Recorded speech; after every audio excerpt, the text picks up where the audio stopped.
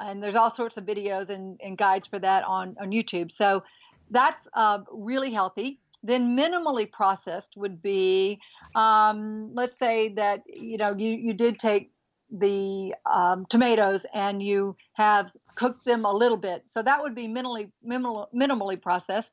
And that might be what some people would consider a yellow light food.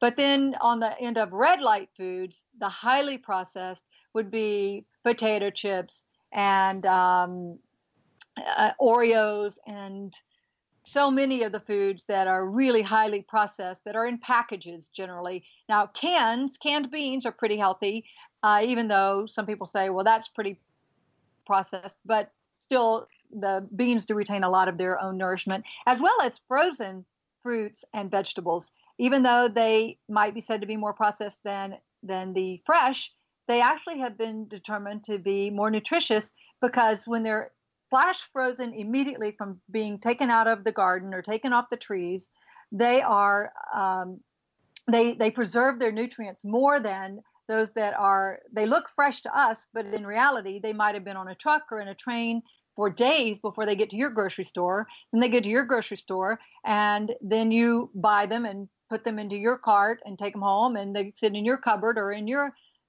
freezer or refrigerator for days before you get around to eating them. So flash frozen can actually be more nutritious, and that was a big surprise to me. Yeah, that's interesting. Very interesting. So what else is important for getting the weight off and being healthy? Well, that's coming back to my mission, and why I got on this mission is, as I lost the weight myself, I realized that this diet that I'm on, the whole food plant-based diet, cures so many of our ailments in this country. Over 400, I think it's almost 600,000 people die of heart disease or heart disease related ailments each year. And that's, I think I heard the statistic the other day, excuse me, that's like 4 full jetliners going down every single hour of every single day in the United States. I mean, imagine how we would feel if we looked at it that way, that all these people are dying when they don't have to die, because a whole food plant-based diet will help you either cure or reverse or never get many of the diseases like heart disease, kidney disease, liver, brain, lung disease, cancers, breast cancer, prostate cancer, lymphoma, colon cancer, Parkinson's, Alzheimer's, suicidal depression. There's a book that I follow called How Not to Die by Dr. Michael Greger, and he details these 15 of the leading causes of death, non-accident death in the United States, and actually that's other developed countries as well, where we're dying of these things that are lifestyle factors. And people think it's genetics. They think, oh, my mother had breast cancer, and so I now I have breast cancer. Oh, I just expected that. No, it's because you eat and cook the way that your mother did. And so if you change that, even if you have a genetic predisposition to some of these conditions, you can totally reverse and minimize your chance of getting those conditions, because when you eat right, you're not going to activate those cancer cells. You're not going to activate the propensity to heart disease. You're going to have nice, clean flowing blood vessels. And I just have been so amazed to learn these things. And I watched a movie the other night that I strongly encourage everyone in your audience to see. It's called What the Health, Health, What the Health. It's available on Netflix, and you can just do a Google search, because it goes through and chronicles this guy's discovery of similar to what I have been learning. He interviews a lot of the doctors that I follow and recommend. And what he discovers is that the reason that you don't learn about this from the American Diabetes Association, the American Cancer Society, the American Heart Disease Heart Association, these groups that you think would be teaching the way to eat so that you don't get those conditions, is because those organizations are funded by the very groups that I would say you should not have anything to do with. And that's big pharma and big animal products. So dairy and the meat and the processing, the sausages and the bacons and all those kind of things. I mean, did you know that processed meat is a class 1 carcinogen? I mean, it's right up there with tobacco. And yet, on the websites of some of those organizations I just mentioned, you'll see recipes with sausage. You'll see recipes with beef, which is red meat is a class 2 carcinogen. I mean, it's just unbelievable how this information is not out there in the world, and it should be. And I am passionate about sharing it.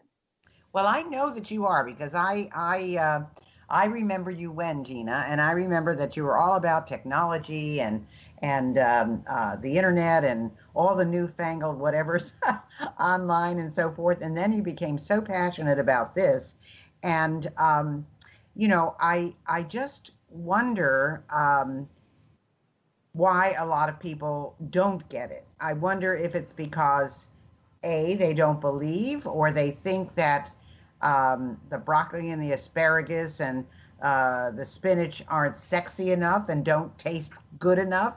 I mean, what is the resistance? And you talking to people, and I know you've talked to a lot of people about this. What's the biggest resistance that you find? The biggest conscious resistance is this consumption that we have with protein. And so I got to give it to big food companies that they have done, and to the organizations that support them. They've done a fantastic job of convincing us that we need protein, protein, protein. And nothing can be further from the truth. In fact, it is this excessive protein that contributes to the cancers and to the kidney disease and many of these problems, because many of us have recognized now that having a more alkaline body makes your body less prone to cancer, but people don't put two and two together that it's animal products that are highly acidic that cause your body to be more acidic. So people don't know that. And so, it's a lack of knowledge, and it's this marketing job that business has done. The government has been complicit because the government's getting a lot of money from these organizations, as well as these organizations themselves. I mean, honestly, if I hadn't done the research that I've done and seen the studies that I've seen and now experienced it myself, if I went to the American Diabetes Association and read their website and it said, "Oh, you can make this beef stir fry. It's good for you," I would believe that. I mean, who wouldn't believe that? But when you really dig into it and you realize that it's not only the companies with those foods that are donating to the associations and to the government, but it's also, of course, big pharma. Big pharma wants you to stay sick, and most doctors have not had any nutrition training. So some doctors have had a little bit, but a friend of mine who graduated from Harvard Medical School just a few years ago shocked me by telling me that the only nutrition class in the entire years he was at Harvard Medical School was one class, one night. It was an optional 3-hour training that he could go to.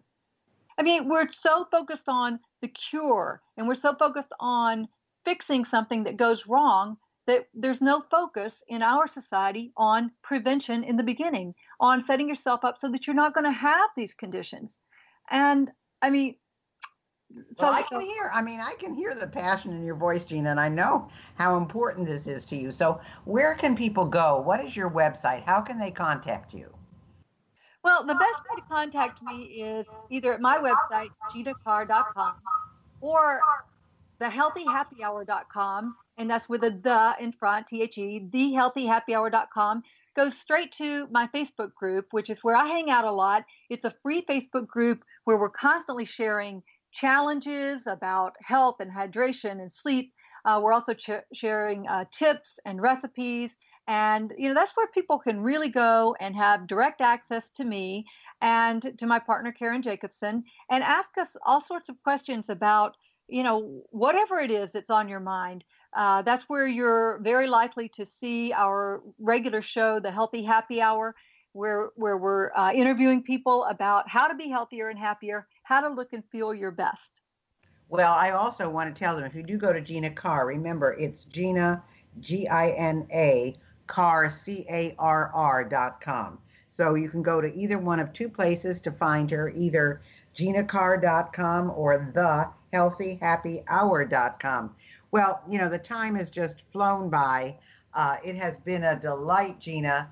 I hope people go to your site. And I hope people get on Facebook, because getting the right recipes is the key to all of this. So thank you so much for being with us, and thank you for helping our listeners learn to live a much more happy and regret-free life. It's been a delight.